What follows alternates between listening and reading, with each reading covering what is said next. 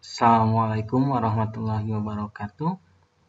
Di video kali ini saya akan mencoba sharing tentang konfigurasi dasar hotspot mikrotik. Nah, sebetulnya untuk router ini router mikrotik ini memiliki banyak fitur yang salah satunya yang cukup populer dan banyak digunakan adalah hotspot. Kita sering menemukan sinyal internet Wi-Fi yang di-password.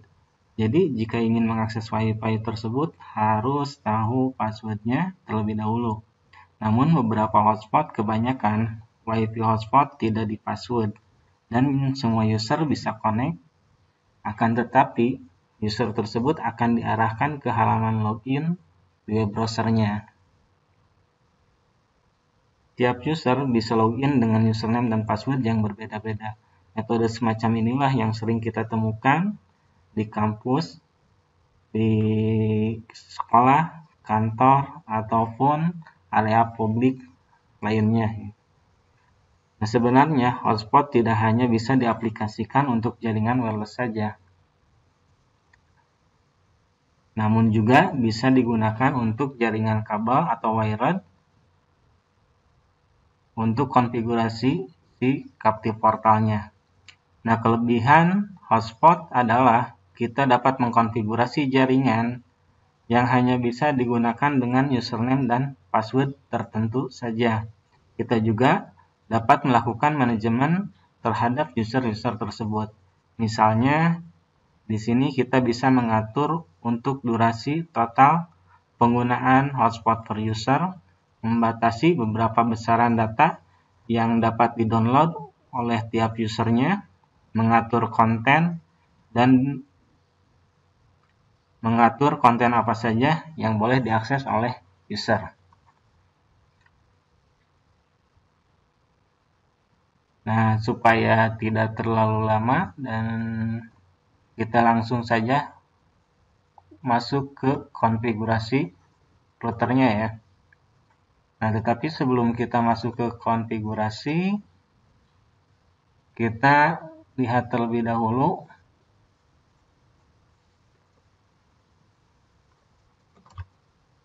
topologi yang kita gunakan untuk membangun jaringan hotspot captive portal tersebut. Nah, adapun untuk topologinya seperti ini ya. Jadi untuk topologinya masih melanjutkan video-video sebelumnya ya. Karena kan untuk basic konfigurasi, terus untuk konfigurasi NAT masih tetap sama ya. Kita bisa melanjutkan ke service yang lainnya.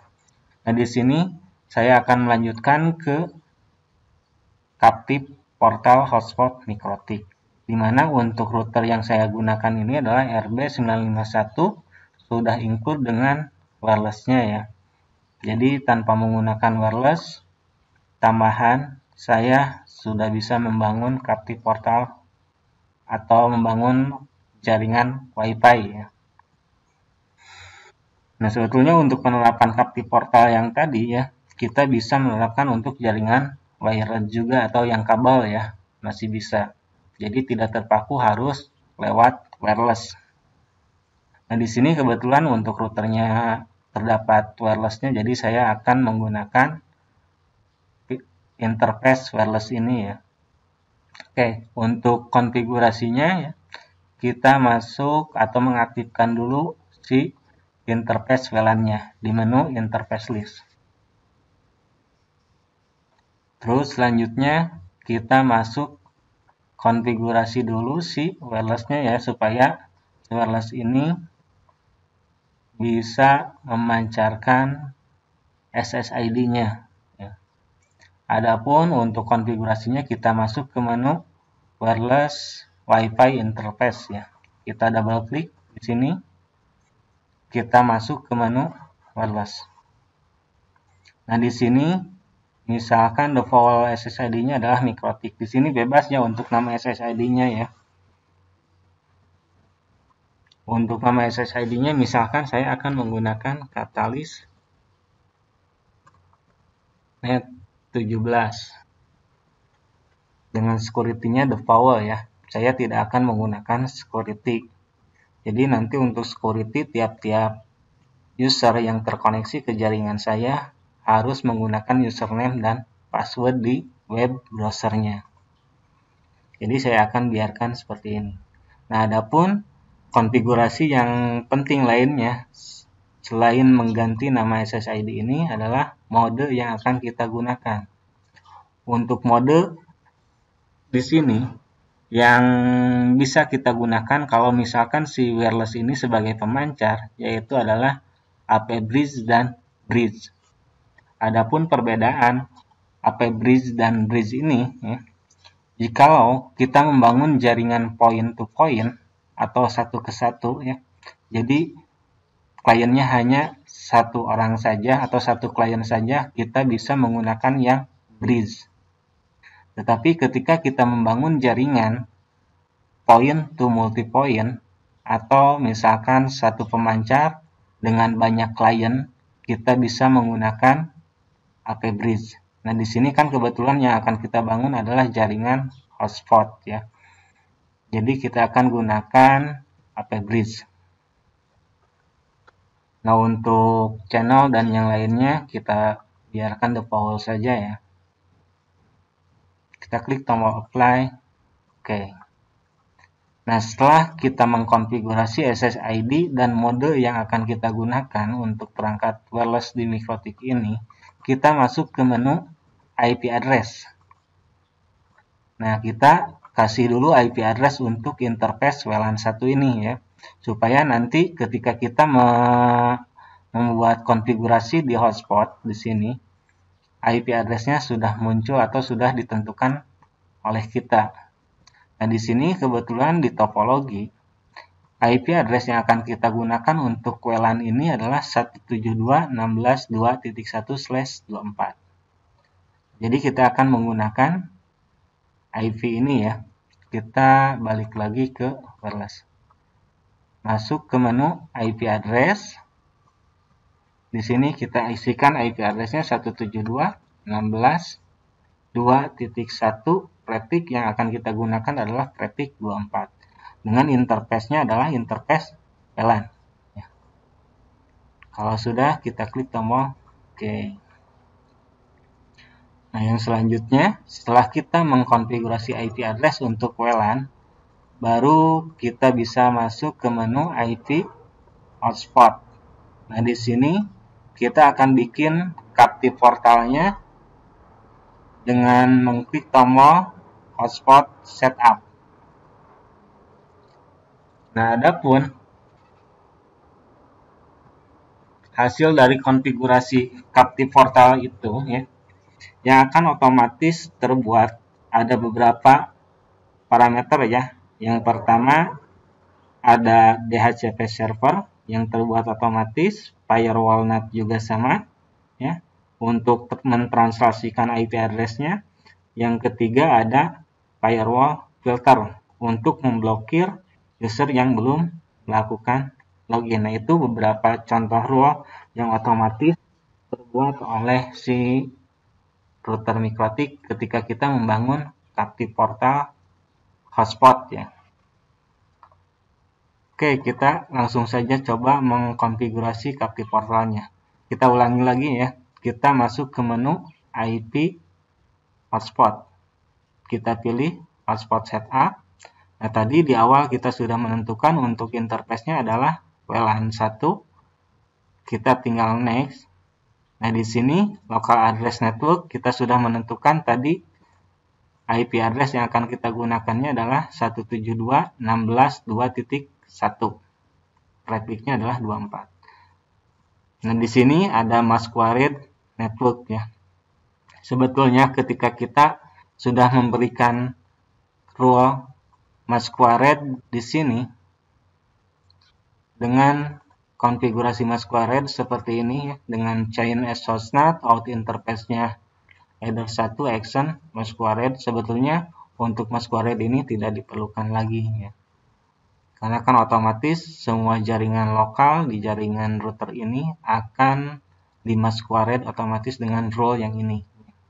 Jadi untuk yang ini opsional ya. boleh di checklist ataupun tidak. Kita tekan tombol next. Nah, di sini otomatis akan dibikinkan address pool untuk DHCP poolnya ya. Nanti IP-IP ini yang akan dikasihkan ke klien. Kita bisa menentukan dari 2 sampai 254 ataupun misalkan kita akan memberikan ke klien itu hanya misalkan dari 200 sampai 254 seperti ini. Jadi IP DHCP-nya adalah dari 200 sampai 254, itu juga bisa ya. Jadi ini konfigurasi address pool ini bebas ya. Asalkan rank pool ini masih dalam satu rank dengan prefix 24 di network ini ya. Nah, misalkan di sini saya akan default saja semua IP address akan digunakan sebagai address pool untuk Captive portalnya. Kita lanjut, tekan tombol next. Untuk select sertifikat kita pilih none ya. Untuk SNMP biarkan saja. DNS kita gunakan default atau dari hasil konfigurasi di sebelumnya ya, di DNS di sini. Kita next lagi. Untuk DNS name, misalkan di sini saya akan menggunakan catalyst.net. Misalkan seperti ini untuk domainnya ya. Kita tekan tombol next. Untuk pertama kali ketika kita membangun Captive portal hotspot ini akan dibikinkan satu buah user dengan nama usernya admin dan passwordnya dikosongkan. Untuk password ini silahkan mau diisi ataupun tidak jadi masalah ya. Kalau saya biarkan saja dulu. Kita lanjut, tekan tombol next. Dan di sini setup has complete successful. Kita klik tombol OK. Nah, selanjutnya kita akan coba cek SSID-nya apakah sudah muncul di sini. Nah, di sini sudah ada SSID yang tadi kita bikin ya. Sini di wireless ya, di menu wireless. Untuk SSID-nya adalah catalystnet 17. Nah, di sini juga kita cek SSID yang muncul adalah catalystnet 17. Oke, saya akan cabut terlebih dahulu di interface kabel yang terhubung ke router saya ya. Dan saya akan coba koneksikan laptop saya ke SSID yang tadi kita bikin. Kita klik tombol connect. Nah, otomatis akan muncul portal login seperti ini. Untuk tampilan defaultnya seperti ini. Kita bisa masuk untuk pertama kali yaitu menggunakan user admin. Untuk passwordnya tadi kita kosongkan, berarti kita tinggal klik tombol OK. Nah, sampai sini konfigurasi Captive portal sebetulnya sudah selesai ya. Dan si klien saya juga sudah bisa terkoneksi ke jaringan publik. Saya akan coba untuk mengujinya yaitu dengan melakukan ping ke google.com. Nah, di sini sudah muncul replay dari google.com-nya. Dan saya akan coba lakukan browsing ya. Misalkan ke mikrotik.com. Nah, ke mikrotik.com sudah jalan. Ke YouTube dicoba. YouTube juga sudah bisa jalan ya. Nah, tuh. Kita coba masuk lagi ke router ya.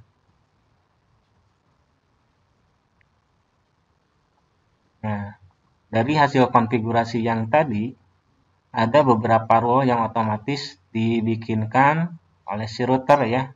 Yang pertama yaitu ada di DHCP ya. Ini interface-nya di WLAN. Terus yang kedua ada IV pool. Yang ketiga ada di IV firewall NAT. Di sini. Terus dan di filter role. Nah, ini. Jadi role yang ini yang memblokir si user supaya diminta login ke sistem ya di browser yang tadi.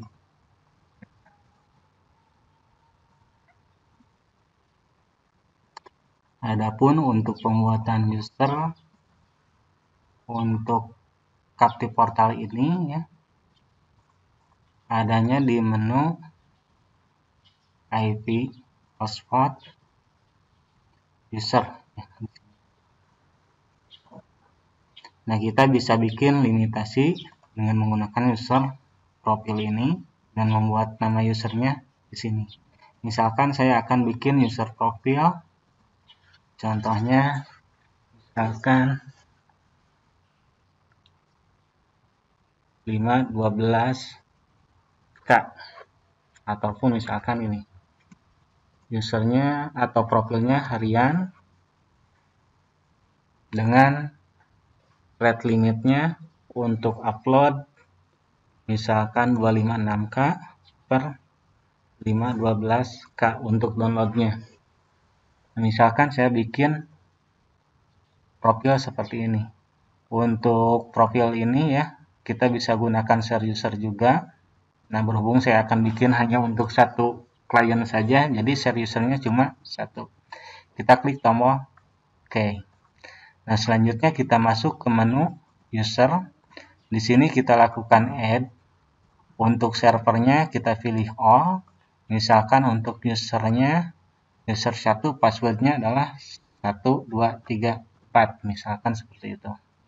Nah, untuk profil yang akan kita gunakan yaitu profil harian, karena tadi kita sudah bikin profilnya. Nah, untuk profil ini bebas ya, kita mau menggunakan default tanpa ada limitasi juga tidak apa-apa. Nah, saya di sini mencontohkan profil dengan ada limitasi, yaitu dari kecepatan aksesnya yaitu 256 untuk upload, 512 untuk download. Kalau sudah, kita klik tombol OK. Nah, selanjutnya di server profil tadi lupa ya untuk login di sini, cookie-nya kita hilangkan. Biar ketika kita melakukan logout di Captive Portal ini, kita akan diminta untuk memasukkan username dan password untuk bisa mengakses ke jaringan publiknya. Nah, kita klik tombol OK. Kita ke Captive Portalnya.